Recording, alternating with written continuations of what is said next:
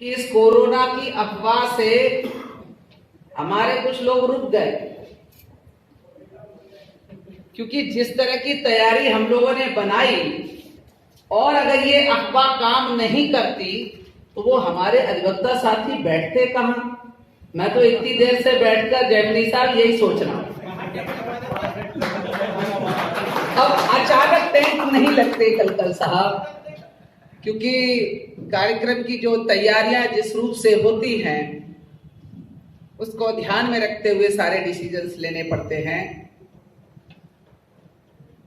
साथियों, आज के कार्यक्रम के विषय पर आते हुए कुछ महत्वपूर्ण बातें मैं आपको संगठन और जो आज का विषय है उसके संदर्भ में रखूंगा। टेक्निकली जो हमारे लीगल कॉन्सेप्ट्स हैं उस लीगल कॉन्सेप्ट्स के बारे में हमारे बहुत सारे अधिवक्ता साथियों के साथ साथ हमारे बीच में आज के chief guest honourable deputy advocate general Nainital high court, उन्होंने अपनी बात को बहुत ही सार्वजनिक तरीके से हमारे बीच में रखा। हमारे लिए एक सवाल है और वो सवाल ये है विषय पर आने से पहले कि हम लोगों ने आम लोगों की तरह अपने अपने जिले में ही बैठकर संविधान दिवस की बधाई या कैंडल जलाकर उस कार्यक्रम का आयोजन क्यों नहीं कर लिया।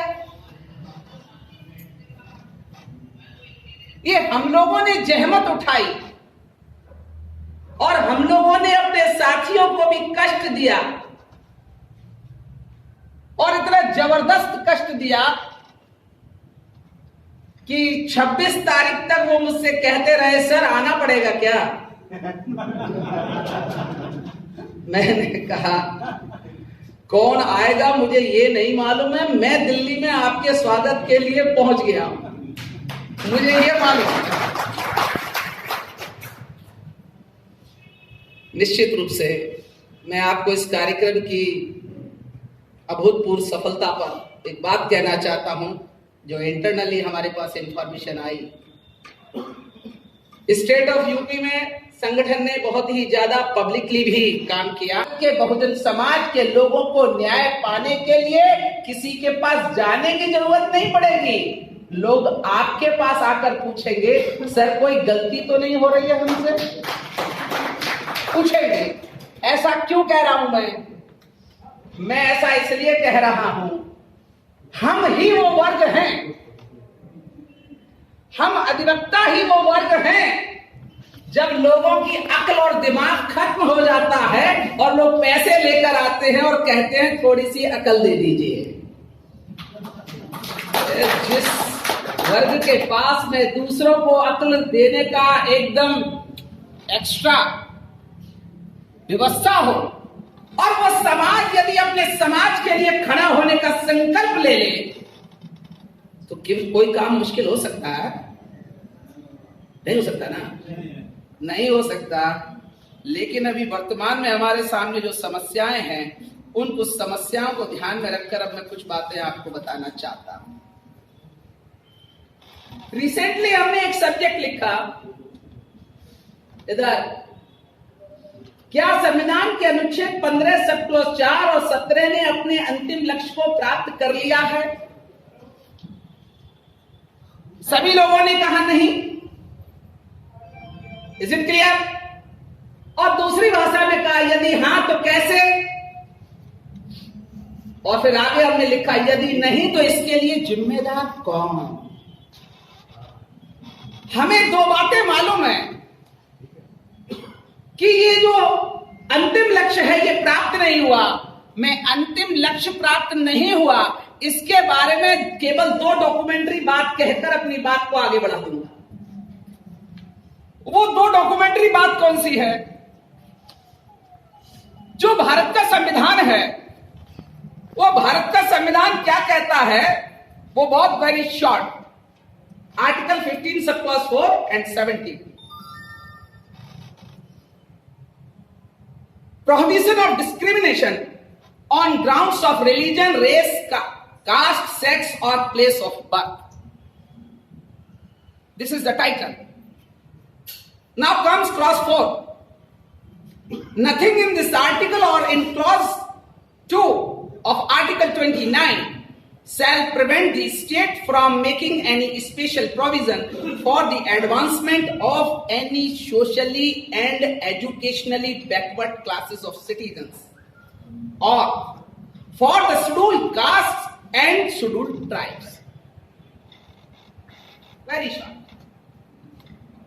State have a power to make any law with regard to the persons who are the socially and educationally backward. Try to understand. Socially and educationally backward persons are the other persons than the scheduled castes and the scheduled tribes. Scheduled castes and scheduled tribes already determined before the Constitution. Bharat के संविधान के बनने से पहले अनुसूचित जाति और अनुसूचित जनजाति का विषय डिसाइड हो गया था। ये तो सोशली एजुकेशनली उनके लिए लिखा है जो शेड्यूल कास्ट और शेड्यूल ट्राइब के अलावा लोग हैं। इसके अलावा इसका मतलब we have a up pedestal than the other persons who are also socially and educationally backward. State have a power. अब भारत में कुछ लोगों ने ऐसा प्रचारित किया या भारत की जो लिटरेसी है उसके अनुसार कुछ लोगों को लगता है स्टेट माने राज्य सरकार, ऐसा कुछ लोगों को लगता है। स्टेट माने केंद्र सरकार, ऐसा कुछ लोगों को लगता है। We are not a crowd, we are not a crowd, we are the persons who are the creamy layer of this country or the class. Creamy layer in the sense you are the more educationally forward than the other class of our society.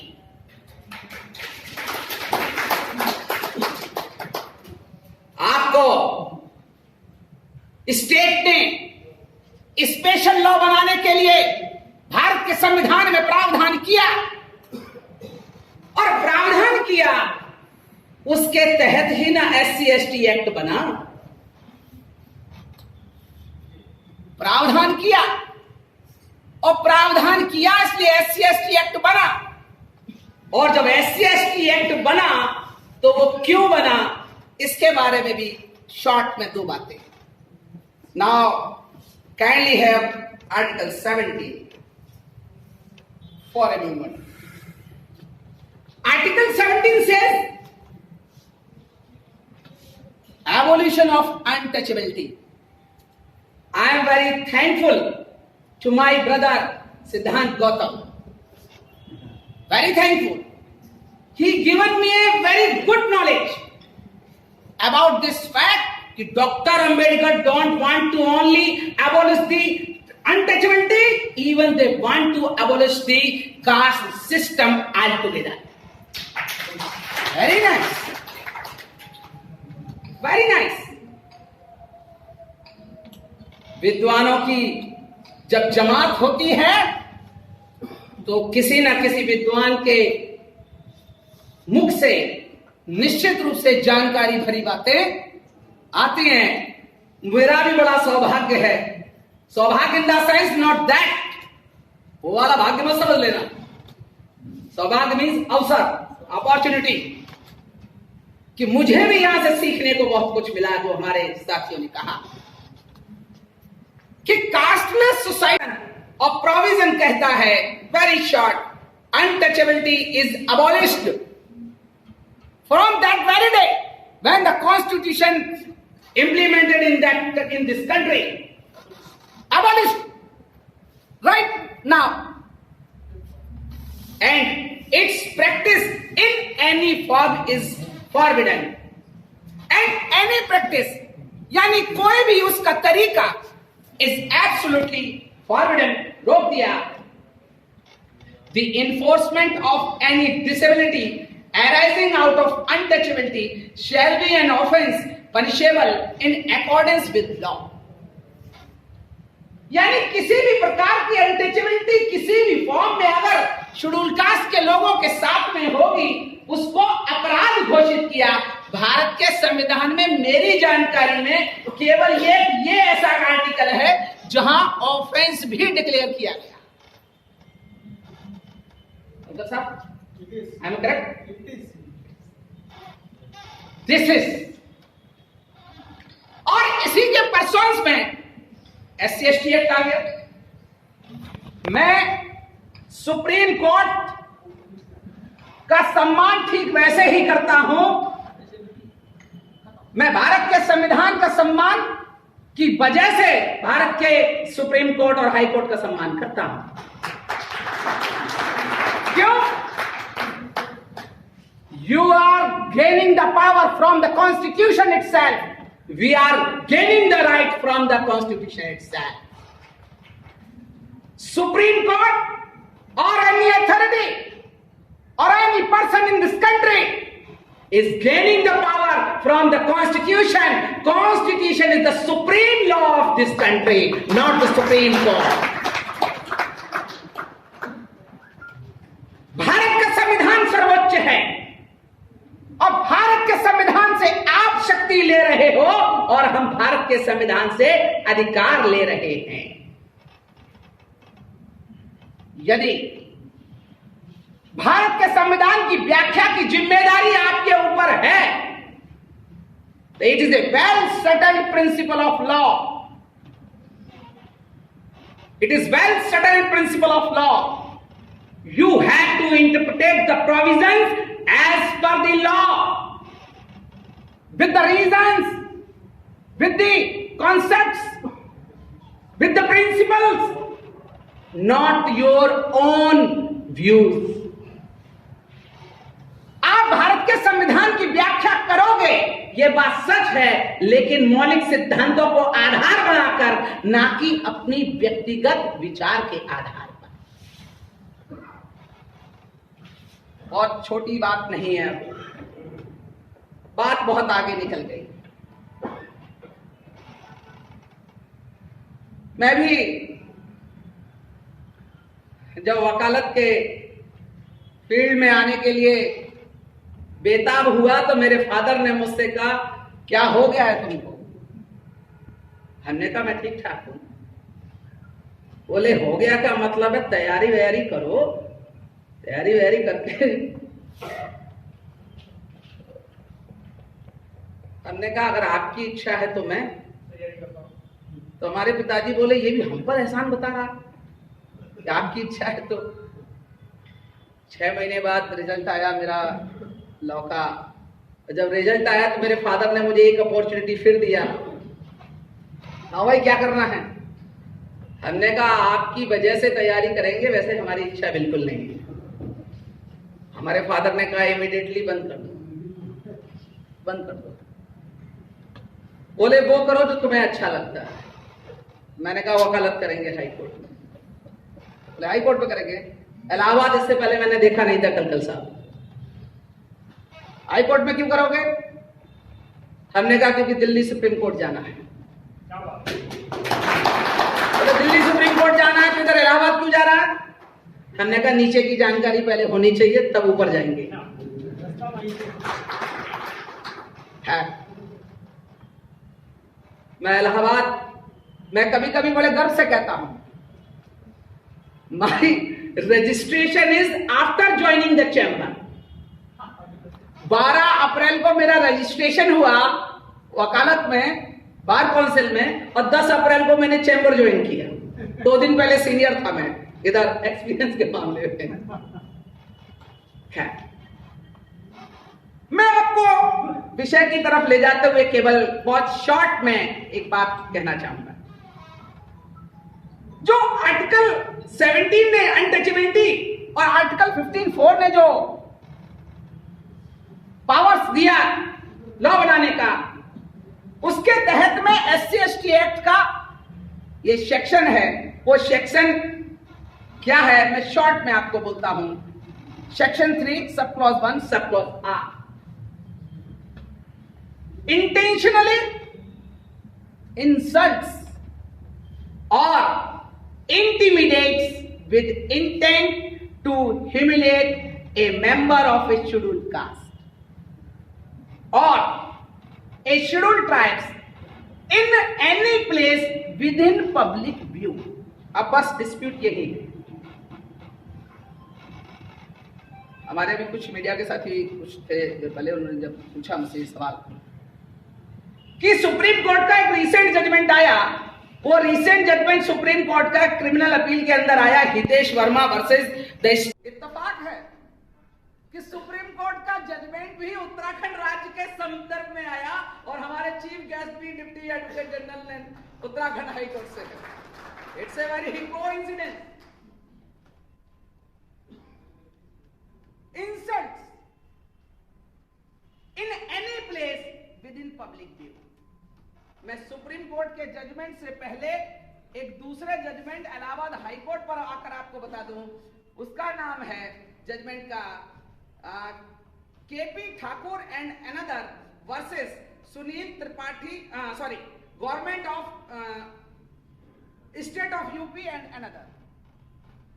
ये जो judgement Allahabad high court का आया वे 18 फरवरी 2020 को आया और ये honourable justice Ramakrishna Gautam ने दिया। समझ गए ना गौतम साहब, वो वाले गौतम साहब। इधर हमारा कल ये भी डिस्कशन चल रहा था कल साहब ने बता दिया। तो रामकृष्ण गौतम साहब ने, मैं शुरुआत हाई कोर्ट से इसलिए कर रहा हूं कि ये सुप्रीम कोर्ट तो बाद में आता है ना, ये कार्यक्रम वहां से लगा देते हैं हमारा। मैं केवल एक पैराग्राफ आपको इसलिए बता रहा हूं क्योंकि ये लड़ाई सामान्य भाषणों से नहीं होगी, इसके लिए थोड़ा सा भी हम लोगों को आगे चलना पड़ेगा। केवल उसका एक पैराग्राफ, वो पैराग्राफ क्या है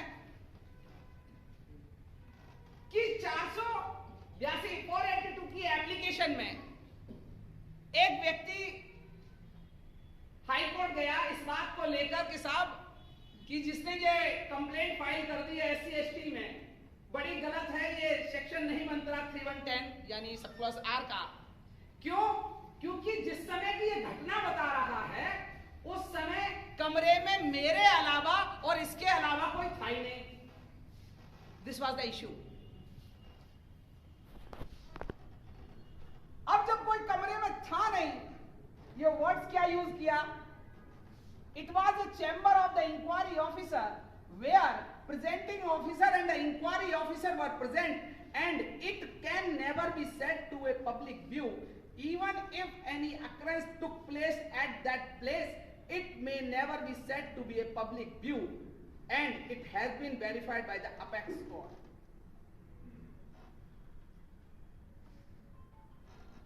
अब मेरा सवाल है, अगर हम कमरे में बैठे हैं अकेले और हमको मां बहन की dash dash dash dash dash गालियां कोई दे या हम उन्हीं ऑनेबल को दें, whether it may be a insult or not, may be insult or not, whether it may be a humiliation or not। हैरानी की बात, यदि कमरे के अंदर अगर अकेला आदमी आकर मुझे धमकाए, मुझे गालियां दे, तो मेरा अपमान नहीं होगा? और मेरा अपमान होगा या नहीं होगा, यह पब्लिक के व्यू से तय होगा या इंडिविजुअल के व्यू से तय होगा?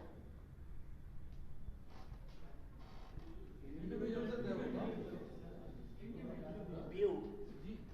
What is the meaning of view? In any place within public view। ये अगर ऐसा लिखना चाहिए था, पब्लिक प्लेस लिख देना चाहिए था। पार्लियामेंट को लॉ बनाते समय आप सभी साथी जानते हैं, जैसे कहा जाता है, वही इस व्यक्ति का व्यू क्या है। व्यू माने ओपिनियन होता है या दृश्य होता है? व्यू, विचार। इंटरप्रिटेशन को करते समय we have to see the object of that particular act और the section. Public view means जनता का विचार। जनता का विचार का मतलब है कि जो पर्टिकुलर एक्ट हुआ है वो लोगों की ओपिनियन के अनुसार ऑफेंस है या नहीं। क्योंकि हो सकता है इंडिविजुअल आदमी अपनी ओपिनियन मिला रहा हो, लेकिन कितनी हैरानी की बात है कि इलाहाबाद हाईकोर्ट के उन माननीय न्यायमूर्ति महोदय ने इस पब्लिक व्यू को विचार न मानकर उन्होंने पब्लिक प्लेस के रूप में डिफाइन कर दिया। एक दूसरा एग्जांपल जो रिसेंटली अभी जो सिचुएशंस को देखकर कि उन्होंने ऑब्जेक्ट ही एक्ट का बदल दिया। कलकत्ता क्या लिख दिया सुप्रीम कोर्ट ने? The object of the act, SC/ST act का ऑब्जेक्ट क्या है वही उन्होंने बदल दिया। Object of the act is to improve the socio economic condition.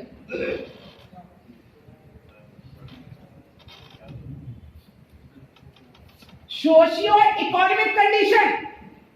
Here also they have interpreted the problem of the society is economic. Socio-economic conditions of the scheduled caste and the scheduled tribes, as they are denied number of civil rights. Thus, the offence under the act would be made out when a member of the vulnerable society section of the society is subjected to indignities, humiliations and harassment. अब supreme court का ये जो judgement आया है, ये judgement जो आया 5 नवंबर 2020 को 3 जजेस ने दिया, अजय रस्तोगी साहब, हेमंत गुप्ता साहब, एल नागेश्वर राव साहब। हेमंत गुप्ता ने जजमेंट को डिक्टेट किया। मेरे जहन में एक बात है, विषय तो एक बहाना है, चर्चा करने के लिए कोई विषय चाहिए ना। उस विषय के आधार पर हमको समस्या को आइडेंटिफाई करना है। उनके इंटरप्रिटेशन के अनुसार यदि हमें कमरे में अब कोई गाली देता है तो उनके अनुसार कोई भी दिक्कत की बात नहीं। Even supreme court has held even in the presence of your relatives or your friends, it cannot be stated the offense has been committed. आपके मित्रों और आपके रिश्तेदारों की उपस्थिति में भी अगर होता है तो भी इसे SC/ST एक्ट पर लागू नहीं। अब उनका क्या कहना है? Public view. अब पब्लिक के लिए हम उन्हीं के बिरादरी के ब्राह्मण भैया को बुलाकर लाएंगे गाली खाने से पहले। भैया क्या करने आए हो? गाली देने आए हो? Please wait a some minute, मेरे बगल में रहते हैं फलाने जी, बुलाकर लाता हूं, सर प्लीज आइए। क्यों? वो गाली देने वाला है मुझे, मेरा अभी इंसल्ट करने वाला है। अच्छा अच्छा चलिए मैं चलता हूं। हाँ मैं आ गया भाई, अब तू गाली दे।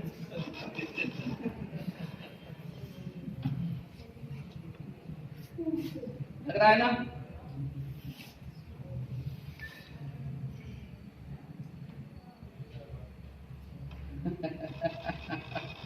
मुझे हंसी केवल कब आती है जब मुझे ज्यादा गुस्सा, और आती हंसी इसलिए है वर्तमान में अभी इंतजार करने के अलावा कर ही क्या, इसलिए अच्छा है कुछ दिन हंसकर इंतजार कर लिया जाए, क्योंकि वो दिन तो जरूर आएगा, वो दिन जरूर आएगा जिस दिन हमारी बोली तो छोड़ो, हमारी केवल आहट सुनकर समझ जाएंगे कि कोई आने वाला है। गोली तो हमारी बड़ी चीज हो जाएगी। ऐसा कर क्यों रहे हैं? Question is this, why they are doing all these things? Why? Very well. The question is perfect, then the answer is also perfect. मेरे एक साथी ने बहुत बढ़िया बात इधर से कही थी, नेचुरल एनिमी और natural friends, artificial enemy and natural friends enemy. Artificial enemy को आप खत्म कर सकते हो, नेचुरल एनिमी के लिए तो फिर नेचुरल एनिमी की तरह ही पेश आना जरूरी है। इधर हम लोगों ने भारत के लोग क्या चाहते हैं? हमारे दिमाग में एक बात स्पष्ट होनी चाहिए, this is the organisation of the advocates, but not only for the advocates.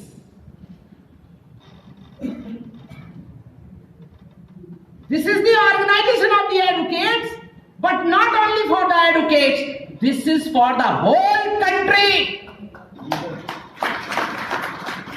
Whole country. Why? Because we want to establish the constitution on ground level. On ground level. मैं एक चीज का वादा करता हूं, जिन लोगों ने भी हमारे हक अधिकारों को छीनने का काम किया है और जो कर रहे हैं, समय आने पर हम उनके साथ में अन्याय नहीं करेंगे, उनको भी न्याय उपलब्ध कराएंगे। क्यों? क्योंकि हमारे जो महान आदर्श हैं, उन्होंने कभी अन्याय की सिद्धांत को नहीं अपनाया। हमारे आदर्श सबको न्याय देने की बात करते रहे। ये सारा जो कार्यक्रम है, ये चल क्यों रहा है? वो सीधा सा जवाब आ गया, स्टेट। अब स्टेट के बारे में जो मैं आपको कह रहा था, वो क्लैरिफिकेशन आपको जरूरी है। स्टेट के बारे में मेरे विद्वान साथियों ने बहुत सारी बात बता दिया, केवल एक शब्द बताकर मैं उस मामले के कंक्लूजन को करूंगा। Article 12 of the Constitution itself says, what is the definition of the state? बहुत शॉर्ट में, in this part, unless the context otherwise requires, the state includes the government and the Parliament of India and the government and the legislature of each state and are local or other authorities within the territory of India or under the control of the government of India. Jaimini साहब ने स्पष्ट बोला, और इसी interpretation में, judgement में केवल 2 लाइनें आपको स्पष्ट करने के लिए, क्योंकि हमें, मैंने पहले भी कहा, हम भीड़ का संगठन नहीं है, इसलिए हमारी ओपिनियन भीड़ जैसी नहीं होनी चाहिए। We are the learned advocates, we are the learneds of the society। इसलिए हमारा सोचने का ढंग भी और जानकारी भी ऑथेंटिक होनी चाहिए। क्या लिखा है? A constitutional or statutory authority would be within the meaning of the expression other authorities in Article 12 if it has been invested with the statutory power to issue binding directions to third parties, the disobedience of which would entail penal consequences, or it has the sovereign power to make rules and regulations having the force of law। बात होगी कल। कौन नहीं जानता कि high court और supreme court district courts के लिए लॉ बनाता है, बना रहा है। कौन नहीं जानता हाई कोर्ट सुप्रीम कोर्ट के जजमेंट सब पर बाइंडिंग हैं, ये कौन नहीं जानता कि हाई कोर्ट सुप्रीम कोर्ट के जजमेंट को ना मानना पेनल कॉन्सिक्वेंसेस है? कुछ बचा नहीं ना? Very clearly judiciary itself state, parliament और the state government, the central government or the other local authorities and the judiciary itself state. अब स्टेट है, इसीलिए मेरा अब सवाल आगे का बढ़ गया है। सवाल आगे का इसलिए बढ़ गया मेरा, अगर स्टेट है तो फिर एक सवाल आ गया।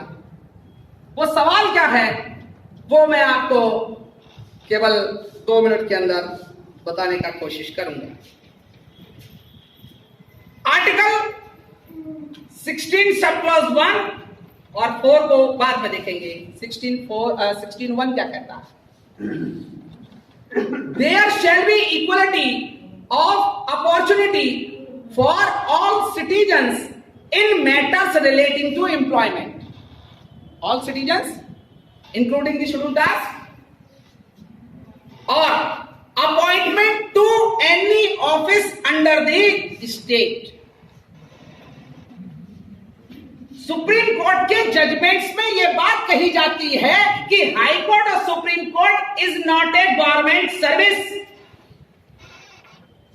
जजेस ऑफ द हाई कोर्ट और supreme court are not the government servants. ये सुप्रीम कोर्ट का 5 जजेस का जो बिहार वाला केस आया उसमें उन्होंने कहा, बात बिल्कुल सही है, लेकिन अपॉइंटमेंट ऑफ एनी ऑफिस, तो अपॉइंटमेंट इन एनी ऑफिस तो हाई कोर्ट और सुप्रीम कोर्ट का जो जजेस है, जो ऑफिस है, इट इज ऑल्सो है ऑफिस ऑफ स्टेट। अगर स्टेट का ऑफिस है तो यहीं पर सवाल खड़ा हो जाता है, क्योंकि आर्टिकल 16(4) कहता है यहां पर, nothing in this article shall prevent the state from making any provision for the reservation of appointments or posts in favor of any backward class of citizens which in opinion of the state is not adequately represented in the services under the state। सवाल यह है, judiciary state है as per constitution, और adequately जो class represented नहीं है उनको representation मिलना चाहिए, उसके लिए वो जरा भी नहीं सोचते। तब सवाल है क्यों नहीं सोचते? इधर हमारे बहुत सारे साथियों ने व्यूज दिए और जो यहां नहीं हैं उनके भी बहुत सारे व्यूज हैं। उन सारे व्यूज को मिलाकर मैं एक बात कहना चाहता हूं, क्या केवल सेमिनार करके, भाषण करके घर चले जाना, इस कार्यक्रम को इतना अंजाम देकर वो लक्ष्य हम लोग पूरा कर सकते हैं? नहीं कर सकते। अब जब नहीं कर सकते तो फिर क्या करना चाहिए?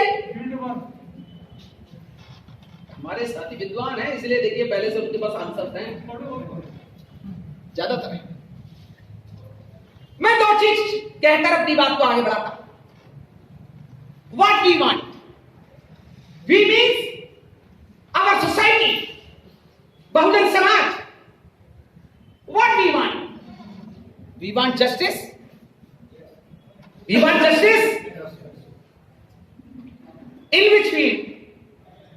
Every field, socially, educationally, economically, religiously, in every field you want to justice. The question is, why we are not getting justice? Justice cannot be achieved by the beggars. Justice cannot be achieved by the beggars. It can be gained only through agitation. It can be gained only through agitation. And agitation can be possible only through organization.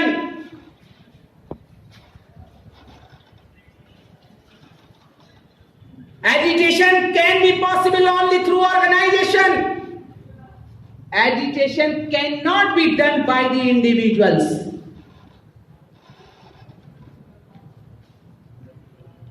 Doctor Baba Saheb Ambedkar की बात को हम लोगों ने रट लिया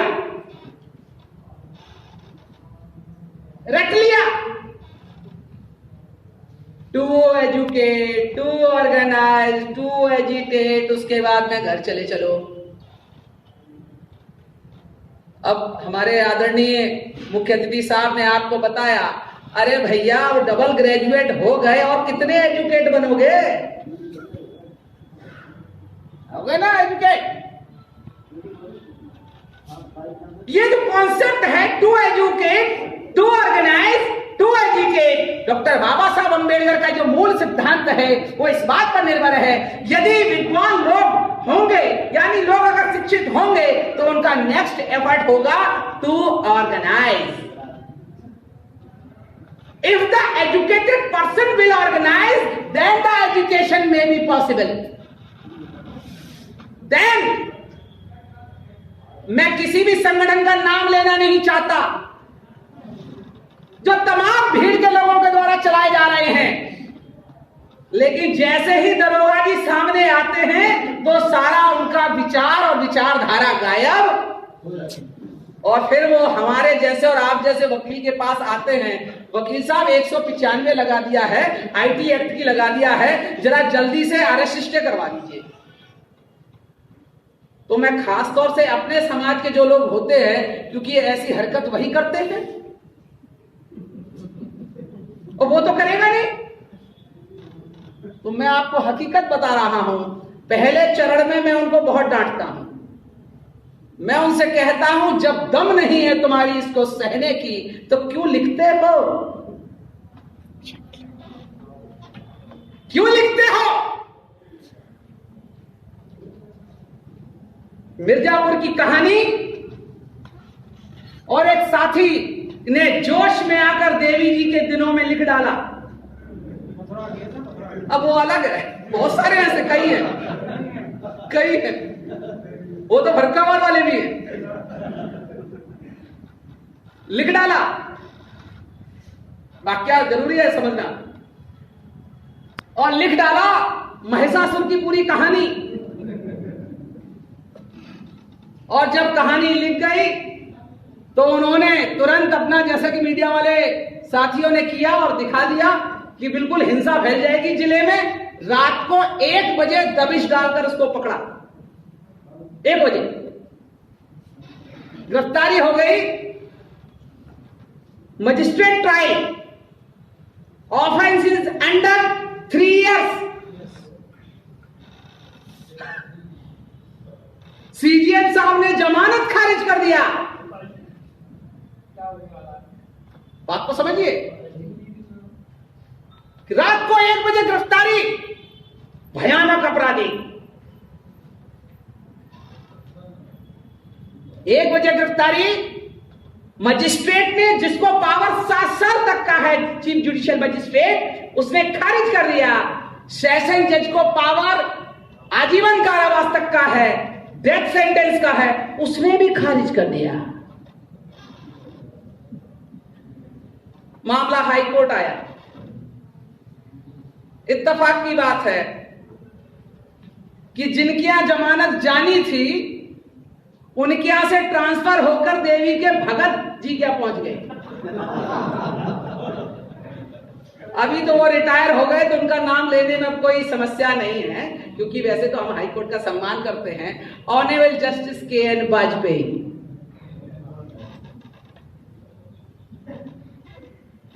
जब हमने देखा कि श्रीमान जी सबको बड़ा इनाम दे रहे हैं और जब हमारी जमानत आएगी तो हमको भी इनाम देगा, तो सागर साहब, जब मैं खड़ा हुआ और जो पोस्ट थी, पोस्ट का एनेक्सर लगा था, तो उसने सोचा कि मैं बोलूंगा नहीं, बोला yes mister council, what you had done. तो हमने बहुत sophisticated शब्दों का इस्तेमाल किया. My lord, some filthy language has been used by the applicant. Therefore, this FIR has been lodged, but the offence is under 3 years punishment. Therefore, may be released on bail. लेकिन क्या कहता है? कहा क्या वो बोलिए. फाइल उसके सामने थी, देख सकता है, लेकिन वो फाइल नहीं देखना चाहता था, हमारा करेज देखना चाहता था. करेज. तो मैंने फिर यूज किया, मैंने my lord kindly have page number so and so and the filthy words has been used against this deities. फिर मैंने एक चीज उसमें बढ़ाया, डेटीज. तो फिर तीसरी बार बोला, अरे कौन सी डेटी के खिलाफ क्या कह दिया, बोलिए ना. फिर हमने कहा अच्छा पूरी तरह ही सुनना चाहते हो, तो हमने कहा फिर सुन लो. और फिर हमने ऊपर का पन्ना खोल के जब कहा, क्या महिषासुर एक मूल निवासी राजा था? Question mark. क्वेश्चन मार्क भी पढ़ा हमने, क्वेश्चन मार्क. और दूसरी लाइन मैंने पढ़ा, क्या देवी दुर्गा वैश्या थी? Question mark.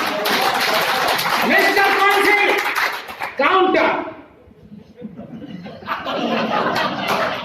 ये भाई अब तुम सुनना चाहते हो तो फिर हम सुनाने को तैयार है भाई. जब उसने काउंटर कहा तो we are all advocates, we know in the high court if a counter affidavit is to be called in any case it means want to linger on the case. You all of you know very well everywhere 3 साल की सजा जिसमें है उसमें काहे का counter. तो मैंने उनको कहा क्योंकि हम लोगों ने बता दिया था वैसा दिल्ली चलना पड़ेगा, हो सकता है बड़ा गंभीर अपराध है भाई. संविधान इधर जला दिया, कोई गंभीर अपराध नहीं है, ये गंभीर अपराध है. तो जब मैंने कहा मिस्टर काउंटर, तो मैंने कहा my Lord everything is on record, what they will file, what they will file, the every paper of the CD is on record, nothing is remain, order में भी पास. कुछ एजिटेट हुआ, एजिटेट होकर कहता है mister council, Mr. Consul, court is calling the counter affidavit. Court is not bound to accept your submissions. मैंने कहा correct. Court is correct. But the question is before the court, when the every document is on record, so why need the counter affidavit? So request is to pass an order on merit. जब सारी चीज record पर है तो merit पर order pass कर दो. अब उसको भी मालूम था कि अगर 3 साल की सजा वाली बेल खारिज करूंगा तो सुप्रीम कोर्ट में मुंह क्या दिखाऊंगा, उसको भी मालूम था. आपको हैरानी होगी तब उसने ये बात लास्ट लाइन कहा, मिस्टर काउंटर चलिए. हमने कहा ऑल राइट. काउंटर एफिडेविट इतने छोटे से ऑफेंस के अंदर, मैं आपको क्यों बता रहा हूं, आपको इस पर ध्यान रखना है, केवल वाक्य पर ध्यान नहीं रखना है. और ठीक 15 days after 2 weeks the matter was listed before the honourable justice Pankaj Naqvi. 2 हफ्ते बाद, और only seeing the file, yes mister council, my Lord 3 years punishment. Oh, why is here? Why is here? तो सरकारी वकील साहब खड़े हुए, बोले माय लॉर्ड इन्होंने तो बड़ी डेटीज को बड़ा गंदा गंदा क्या क्या कह दिया है. तो ऑनरेबल कोर्ट ने कहा मिस्टर गंदा गंदा नहीं देख रहे हैं हम, इस धारा में अपराध में दंड कितना है हम ये देख रहे हैं. Immediately bail. मैं आपको इससे 2 बातें बताना चाहता हूं जो रिसेंटली अभी स्टेट ऑफ यूपी में चल रही है. इलाहाबाद हाईकोर्ट के justice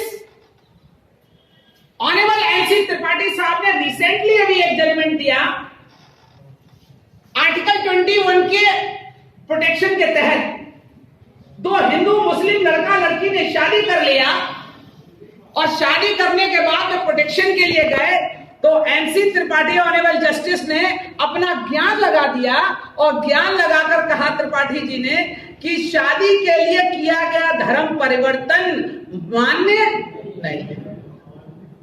U have also listen. और जिस दिन जजमेंट आया उसके ठीक दूसरे दिन हमारे उत्तर प्रदेश के बाबा जी ने एक स्टेटमेंट दे दिया कि हम भी बर्दाश्त नहीं करेंगे लव जिहाद। अब सुप्रीम कोर्ट ने कहा और उसने कहा कि लव जिहाद बड़े बड़े फ्रंट पेज पर छप के आ गया। मैं दूसरी घटना उसी इंसिडेंट की बताता हूं।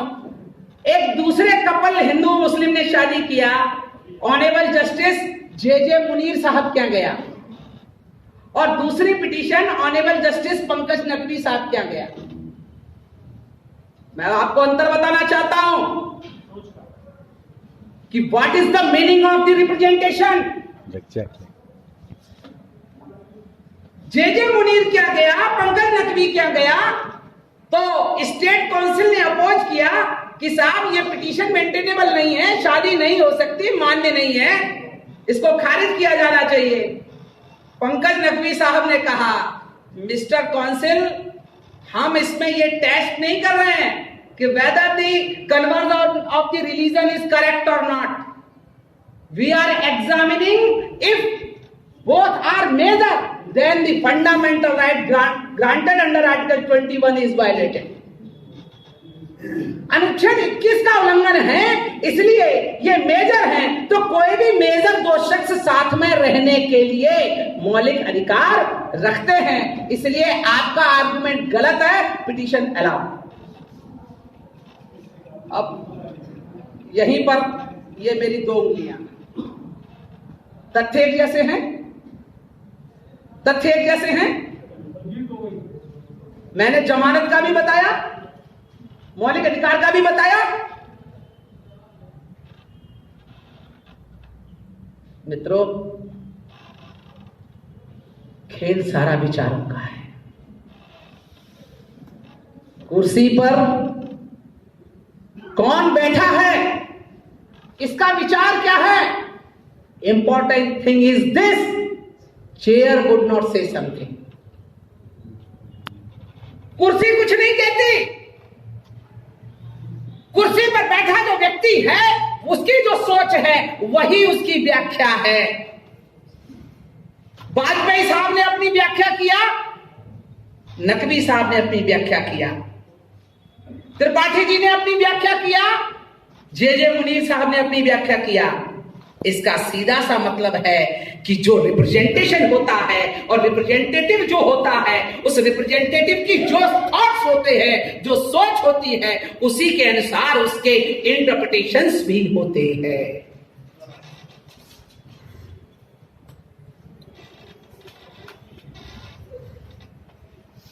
अगर ये बात हम जान रहे हैं, तो अब सवाल अगला खड़ा है, हम क्या कर रहे हैं, हम कर क्या रहे हैं। वी हैव ए ब्लैक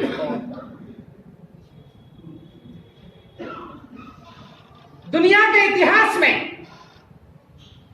जो ये ब्लैक है,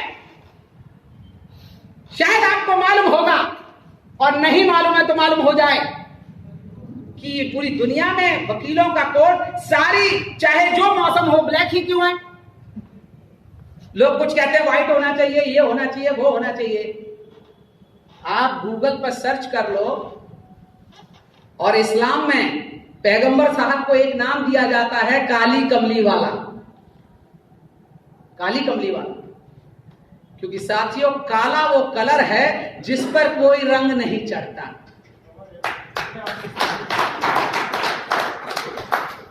ये कोई दूसरा कलर नहीं चढ़ता इसके ऊपर। और जिसको लोग अंधी देवी कहते हैं, वो अंधी देवी नहीं है, पक्षपात रहित देवी है।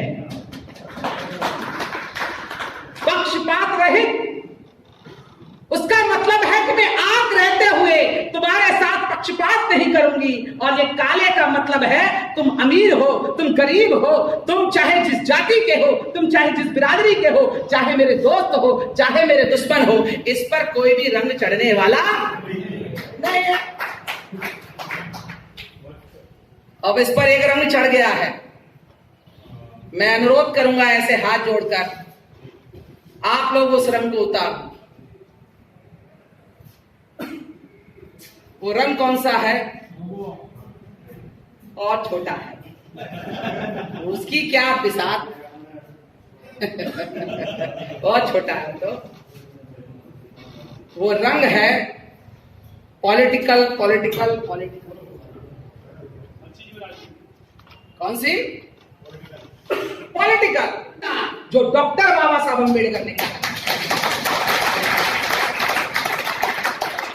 डॉक्टर बाबा साहब अम्बेडकर, भारत में किसी चुनाव की देन नहीं है, किसी चुनाव की देन नहीं है डॉक्टर बाबा साहब अम्बेडकर। डॉक्टर बाबा साहब अम्बेडकर ने भारत में स्थापित किया रूल ऑफ लॉ। हम भारत में डॉक्टर अम्बेडकर राष्ट्रीय अधिवक्ता संघ को उस लेवल पर ले जाकर खड़ा करना चाहते हैं कि भारत की चाहे जो पॉलिटिकल पार्टी हो, if they want to something they have to consult before you.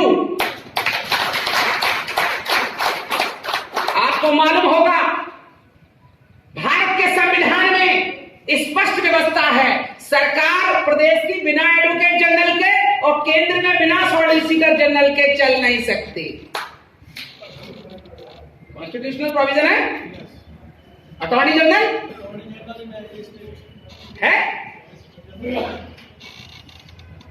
क्योंकि उन्हें कोई भी एक्शन करना है कानूनी ज्ञान होना चाहिए और कानूनी फ्रेमवर्क के अंदर होना चाहिए। मेरा यह कहना है जब सरकार किसी वकील के द्वारा नहीं चल सकती और केवल वकीलों का ही संगठन अगर हमारा होगा तो क्या मुकाबला हमारा करेंगे?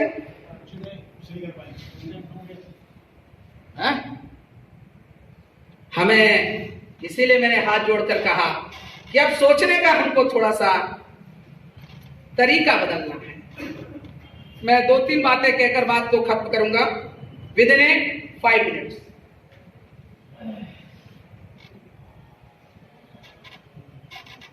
क्रांति करना चाहते हो? बिल्कुल। बोलने से तो ना हो जाती है।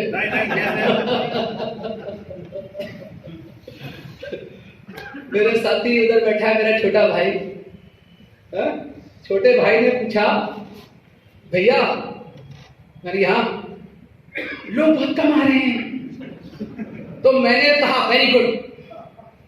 तो मुझसे कह रहा है कमाल कह रहे हैं, आप कह रहे हैं लोग कमा रहे हैं, आप कह रहे हैं वेरी गुड। ये वेरी गुड कैसे हुआ? अरे मैंने कहा इसी समय तो पता चलेगा असली मिशनरी कौन है और भीड़ कौन है।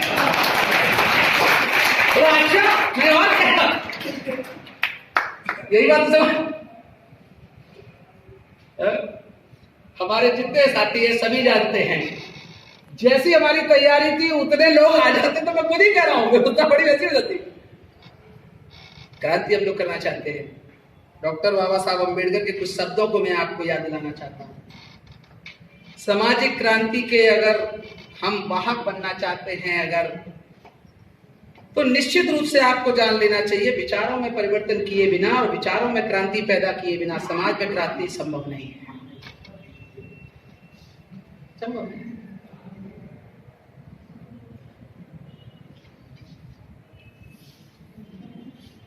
हम जिस शासक वर्ग से परेशान हैं, जिस शासक वर्ग ने हमारे अधिकारों को खत्म किया है और लगातार उसके लिए काम कर रहा है, क्या आपने उनसे कुछ सीखा? दुश्मन के अंदर केवल हमेशा खराबी नहीं होती, कुछ अच्छाई भी होती है, कुछ होती है अच्छाई। हमें और उनमें फर्क क्या है? वो भारत में सारी व्यवस्था को कायम कर चुके हैं, सारी व्यवस्था पर उनका नियंत्रण है, उसके बावजूद आपसे और मुझसे ज्यादा मेहनत कर रहे हैं। आदरणीय सिद्धांत साहब और हम कल जब यहाँ हॉल का इंस्पेक्शन करने आए थे तो उन वीर बहादुरों की मीटिंग कल 2 दिन का कैडर चल रहा था। चलो हाँ देखिए चल रहा। और वो वीर बहादुर कितने एक्टिव हैं कि हम 2 लोग अंदर बैठे नहीं कि उनका कैमरा, उनका मोबाइल, उनका रजिस्टर, हर चीज हम ही पर आकर रुक गया।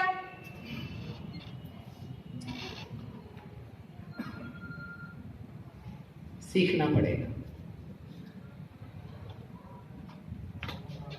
सीखना पड़ेगा। यदि वो अपनी बनी हुई व्यवस्था को बचाने के लिए अगर इतने प्रयास कर रहे हैं और यदि हमें व्यवस्था बनानी है, इसका मतलब है हमें उनसे 100 गुना ज्यादा काम करना पड़ेगा। 100 गुना। अगर हम उनसे ज्यादा काम करने का अगर जज्बा रखते हैं तो निश्चित रूप से हम डॉक्टर बाबा साहब अंबेडकर और भारत के संविधान को जो सपना है उसको पूरा कर सकते हैं। ऑनरेबल सुप्रीम कोर्ट ने एक रिसेंट जजमेंट दिया प्राइवेसी का। मैं उसके कुछ कोटेशंस आपको बता दूं और आपको गंभीरता समझ में आ जाएगी कि अब हम लोग कहां पर पहुंचे। 1. A freedom once lost is hardly ever regained except by revolution. दोबारा बोलता हूं। A freedom once lost is hardly ever regained except by revolution. यदि एक बार व्यक्ति की स्वतंत्रता छिन जाए तो क्रांति किए बिना वापस पाना संभव। अब आप ये अंदाजा लगाओ, जिस भारत के संविधान ने हमें अधिकार दिए, हमें आजादी दी, और यदि भारत का संविधान जिस पोजीशन में शासक वर्ग ने पहुंचा दिया है और अगर वो उससे भी नीचे चला गया तो क्या आप दोबारा उसे प्राप्त कर पाओगे? क्योंकि इसी सुप्रीम कोर्ट के सीनियर एडवोकेट सुब्रमण्यम स्वामी ने कहा कि हम भारत के संविधान को हाथ लगाए बिना सभी मौलिक अधिकारों को, रिजर्वेशन को समाप्त कर देंगे। कहा अरे आप लोग समझते हो पन्ने फाड़ देगा। रॉन्ग। हाथ लगाए बिना खत्म करने का मतलब है ऐसे ऐसे इंटरप्रिटेशंस आएंगे कि कमरे के अंदर गाली दो नहीं है अपराध। हो गया खत्म, हो गया खत्म।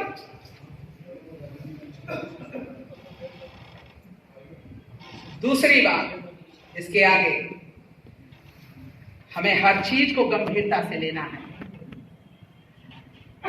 Every encroachment on freedom sets a pattern for further encroachments. I repeat it. Every encroachment on freedom sets a pattern for further encroachments. एक अतिक्रमण जो अधिकार पर होता है, यदि आपने उसको बर्दाश्त किया तो आगे के अतिक्रमणों का रास्ता खोल देता है। जिस दिन प्रमोशन में रिजर्वेशन के विरोध में जजमेंट आया था, मैंने पूरे देश में जहां तक मेरी आवाज संभव थी मैंने कहा था ये प्रमोशन में रिजर्वेशन का मामला नहीं है, रिजर्वेशन को ही खत्म करने का कॉन्सेप्ट है। क्यों? बेसिकली प्रमोशन में रिजर्वेशन के जो फॉर्मूलाज हैं वो रिजर्वेशन के फॉर्मूलाज के ही पैटर्न पर सेम हैं। और मैं आपको एक महत्वपूर्ण बात बताऊं, 10% का रिजर्वेशन जो कॉन्स्टिट्यूशन में इंप्लीकेट किया गया है वो रिजर्वेशन देने के लिए नहीं किया गया है, आपके रिजर्वेशन को खत्म करने के लिए ही उसे इंट्रोड्यूस किया गया है। समझ में आ रही है? They are very clever. They are very clever. Why? Because the ex-Chief Justice of India is attending the meeting of RSS. Because the sitting judge of the Honorable High Court Allahabad is attending the meetings of the Anusangik Sangathan of the RSS. High Court और Supreme Court के जजेस RSS की meetings को join कर रहे हैं।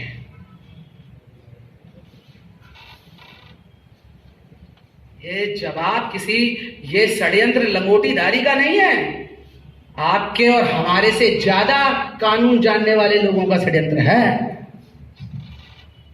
वो उनको ज्ञान दे रहे हैं।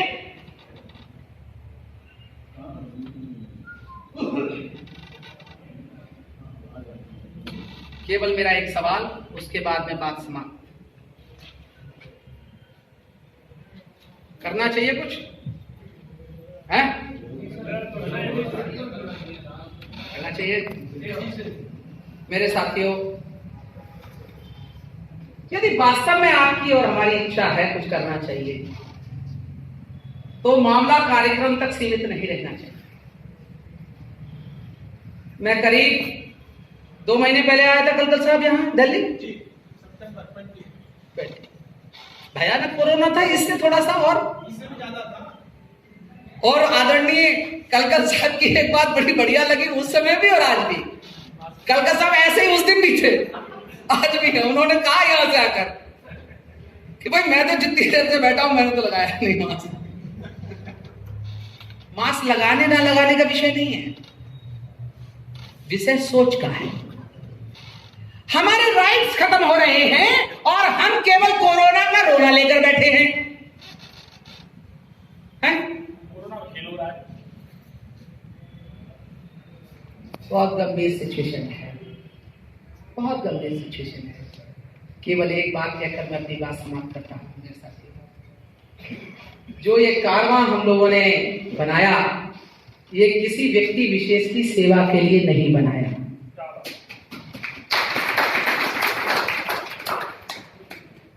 हम भारत में एक परमानेंट व्यवस्था का निर्माण करना चाहते हैं, जो कि निरंतर मेरे और आपके जीवित रहने और ना रहने के बाद भी अपने समाज के अधिकारों की सुरक्षा में कायम है। क्यों? मेरे सामने एक आदर्श महापुरुष का फोटो है। वो भी कभी हजारों की लोगों को संबोधित करते रहे और आज हमारे बीच में नहीं है।